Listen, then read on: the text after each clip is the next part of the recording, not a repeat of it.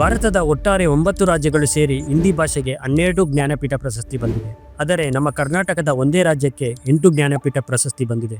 ಅದರಲ್ಲಿ ಮೊದಲನೆಯದಾಗಿ ಕುವೆಂಪುರವರ ಶ್ರೀ ರಾಮಾಯಣ ದರ್ಶನಂ ಎಂಬ ಕೃತಿಗೆ 1967ರಲ್ಲಿ ದೊರಕಿದೆ.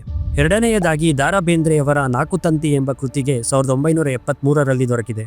ಮೂರನೆಯದಾಗಿ ಶಿವರಾಮ್ ಕಾರಂತರ ಮೂಕಜ್ಜಿಯ ಕನಸುಗಳು ಎಂಬ ಕೃತಿಗೆ 1977ರಲ್ಲಿ ದೊರಕಿದೆ.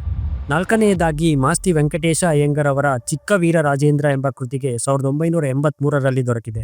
ಐದನೆಯದಾಗಿ ವಿ ಕೆ ಗೋಕಾಕ್ ಅವರ ಭಾರತ ಸಿಂಧು ರಶ್ಮಿ ಎಂಬ ಕೃತಿಗೆ 1990ರಲ್ಲಿ ದೊರಕಿದೆ.